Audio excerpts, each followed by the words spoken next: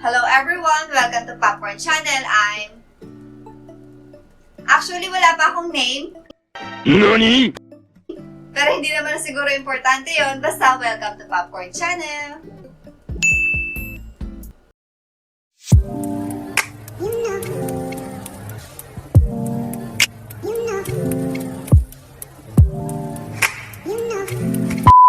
Second time ko na to and medyo napipil ko na siya. Dumadalo na siya sa dugo ko. Wait. Sino ba siya?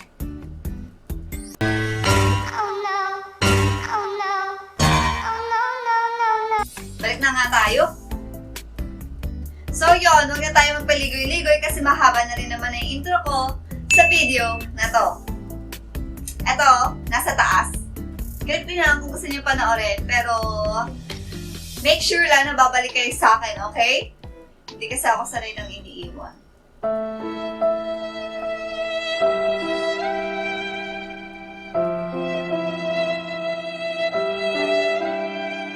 So for today's movie, ang ikikwento ko ay ang movie na to, ang 1917.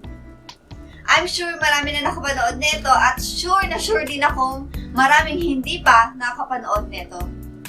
So I share my thoughts and reasons bakit kailangan mong panoorin ng 1917. Why? Because sobrang remarkable ang movie na to. A couple major reasons is yung videography niya. Kung mapapanood nyo siya, grabe, walang katulad. And secondarily, yung story niya, sobrang ganda ng story, hindi lang epic story. Alam niyo yung way kung paano na pinakita sa mga viewers kung gaano kaganda yung movie na to. So first off, si Sam Mendes ang writer, director at producer ng movie na to na sobrang kakaiba. Alam niyo yun na nagsimula ang movie sa dalawang lalaki na natutulog sa field and alam niyo yung feeling na parang ay, nakakatamad kasi ang simple lang ng simula niya pero kung makikita niyo yung video sequencing, guys, it's a single shot sequence only. So meaning, walang cuts na nangyari and makifeel nyo na part kayo ng action. Alam niyo yun, nung pinapanood ko to ng mga 1 minuto or mga 2 ata, parang nagtataka na ako kasi bakit ganun? Walang cuts na nangyari, continuous lang yung shot niya. And parang nakasunod lang ako dun sa protagonist. And yun, after 5 minutes, parang nakumabako kasi alam niyo guys, sobrang amazed talaga ako sa mga ganitong movie. And ayun, kasi mag-isa lang ako dito. So, nung time na pinapanood ko siya, kaya nakausap ko yung aso ko, si Summer. Ayun, sinasabi ko sa kanya, paano nangyari yun? Paano niya ginawa yun? Parang ganun. Perfect kasi, as in. Grabe, sobrang na-amaze talaga ako sa mga movie na ganito. Alam niyo yun, yung one-shot action. Lalo na kung napapanood ko yung behind the scene. Sobrang idol, as in, promise. And alam niyo yun, sa lahat ng war movie na napanood ko, ito talaga yung nag-catch ng attention ko bukod sa kanya. 君の虜になってしまえばきっとこの夏は充実するのモード This needs to stop! So yun, simula hanggang huli, nakafocus ako sa movie. Alam niyo yung bawat sinasabi nila, talagang nakatitig ako sa mga bawat sinasabi nila. Hindi ko alam kung bakit. Grabe, hanggang ngayon talaga, feel ko pa rin na nandun ako sa movie na yun. Ayun, start na tayo. Don't worry, hindi ako spoiler. Say what?! I won't. Pero parang ganun na nga. Pero parang hindi rin. Kasi last year pa tong movie na to. Gusto ko lang i-share sa inyo kung paano at anong meron sa 1917. In deep analysis of 1917,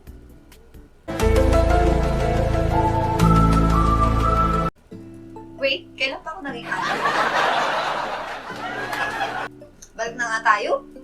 So, ang 1917 pala, inspired tungkol sa mga kwentong sinabi kay Mendes ng kanyang lolo sa ama na si Alfred Mendes. Tungkol sa paglilingkod niya noong World War I. Noong oras na yun, si Alfred ay isang soldier na pinadala sa France noong World War I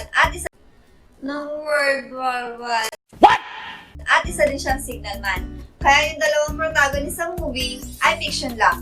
Alam niyo yung 1917 for me, sobrang simple lang ng story niya as in. And, basta, simple lang. And, I swear, at the end of this movie, grabe. Nagsimula ang kwento noong April 6, 1917. Dalawang soldier yung inutusan to pass through the enemy's war zone. Sobrang delikado, di ba? Sir, yes, sir! Inutusan sila para sabihin sa British Army ang bagong combat plan kasi nalaman nila na yung gagawin nilang pagsugod kinabukasan ay trap. Trap yun guys, trap. And sobrang importante ng message nito para sa isang protagonist dahil yung isa sa soldier na kabilang sa camp ay brother niya. Uy guys, yung brother niya dito si Richard Madden, hindi ako sure kung kilala na siya pero gusto ko siya. Actually, meron akong review story niya, yung Bastille Day. Ayan o, nasa taas. Baka gusto yung tingnan mamaya na lang. Kasi ayoko nang iniwan.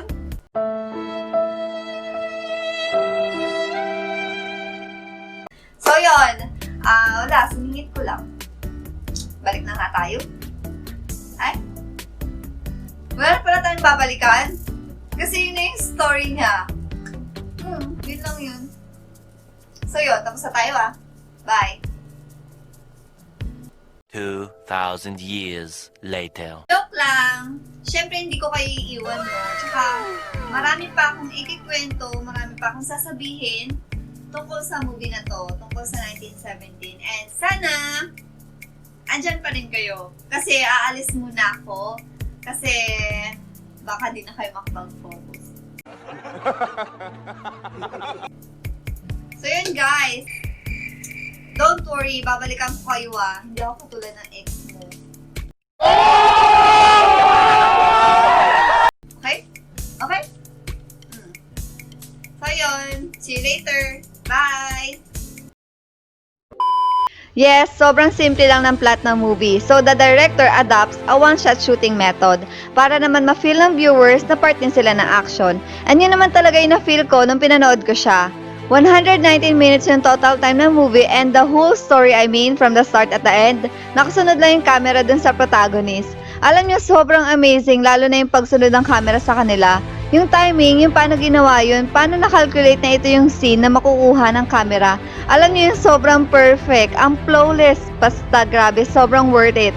Kaya naman ang 1917 ay nakareceive ng widespread critical praise at naging box office success. And take note, kumita ang movie ng $384 million worldwide. So panoorin mo na, dali! At dahil dito nakareceive ng 10 nominations ang film at the 92nd Academy Awards, including Best Picture and Best Director, and 3 wins for Best Cinematography, Best Visual Effects, and Best Sound Mixing. Nandyan ka pa? At ito din ang last film to win the Academy Awards for Best Sound Mixing before the category was combined with Best Sound Editing as a single award for Best Sounds. Di ako nabulol doon. And there's more. The film also won Best Picture at the 77 Golden Globe Awards, 73rd BAFTA Film Awards, and PGA Awards. While Mendes won Best Director at the Golden Globes, BAFTAs, and DGA Awards. The film also was chosen by the both National Board of Review and the American Film Institute as one of the top 10 films of 2019. Muntik na ako di makahinga. Ang dami. This film is a masterpiece, very well deserved. On the other hand, nanalo din ng 1970 sa Oscar as Best Cinematography under Roger Deakins. Hakot Award, di ba? So next, siguro mas maigi panoorin niyo muna yung movie, pero kung nandyan na kayo magstay na kayo. Joke lang, pwede niyo naman akong balikan okay lang, sanay na ako. Okay, start na tayo.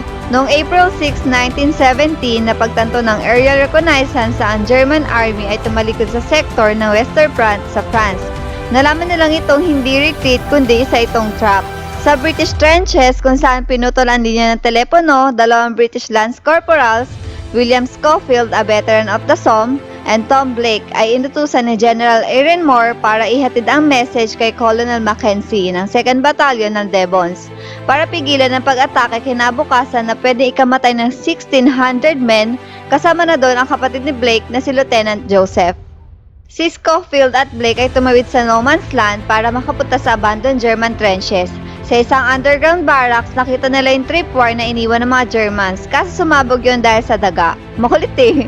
At dahil dito muntik na ito kamatay ni Scofield. Pagkatapos nun, napunta naman sila sa isang abandoned farmhouse na kung saan ang German plane ay bumagsak sa isang dogfight. Siyempre, out of humanity, niligtas sila yung German pilot. Ayoko sabihin yung part na to pero sobrang nakakaiyak. Habang tumatawid siya sa bridge, may bigla na lang bumaril sa kanya. Ewan ko, kinakabahan ako pero buti na lang nailaga niya yun at nakapaglaban din siya. Galing niya dito asentado. Pinuntahan niya yung sniper dito at nagpalitan sila ng baril. Napatay ni Scofield yung sniper at ito ba, Diyos ko, akala ko patay din siya. Yung pala, sa helmet siya tinamaan at nahimatay lang siya. Paggising niya, nasusunog na yung paligid ng town at habang tumatakas siya, may nakita siya isang French woman na nagtatago at may kasama itong sanggol. Ginambos siya nito at bilang kapalit binigay ni Scofield lahat ng pagkain niya at yung gatas na nakuha niya sa farm. Okay, next na tayo. After nun, na-encounter niya yung mga German soldiers. Pinatay niya yung isa dito at dahil hindi niya alam ang gagawin niya, tumala siya sa river. Naiyak na ako dito kasi nawawala na talaga siya ng pag-asa. Tapos hindi niya na alam kung saan siya pupunta. Nung time na to, sinisisi na niya yung sarili niya eh. Kasi nga, late na siya at dahil sa kanya, mamamatay yung 1600 soldiers. Hinayaan lang niyan daluyin siya ng tubig hanggang sa makarating siya sa dulo nito.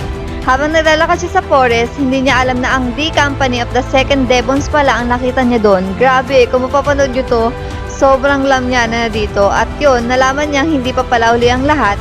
Kasi nandun pa sila, hinati pala sila sa grupo at nauna ang first wave kanina madaling araw. Ay, kanina lang ba nangyari yun? Balik na nga tayo.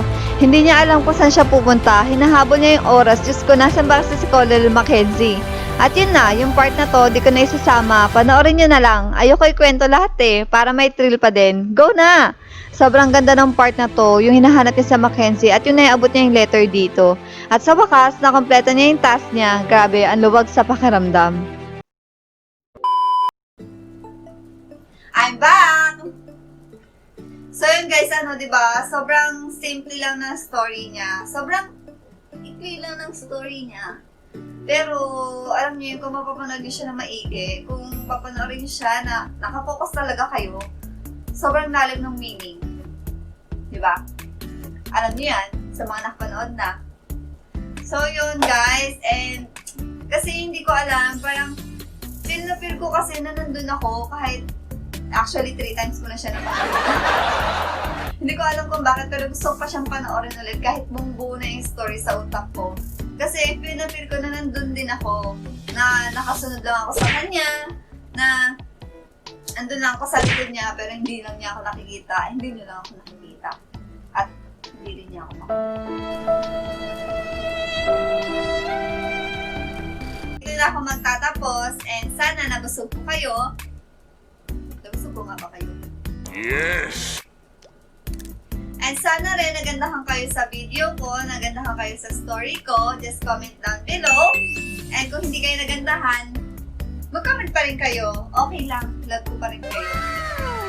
So yun guys, and pwede kayo mag-request ng movie para sa next video ko. Medyo hirap kasi ako pumili ngayon kasi sobrang, hindi ko kasi alam kung ano yung mga gusto nyo. Baka pwede kayong mag-request para naman at least, di ba? Happy tayo. And malay mo, isa ka sa mapili ko for my next video. And don't forget to share and like this video, please.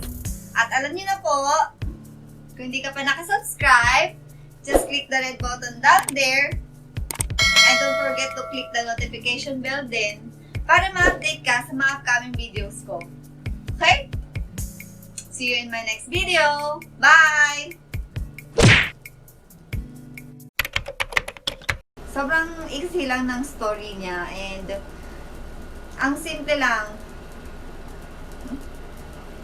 Sinabi kay Mendez ng kanyang lola, kailangan mo panoorin ng na rin naman na yung intro ko.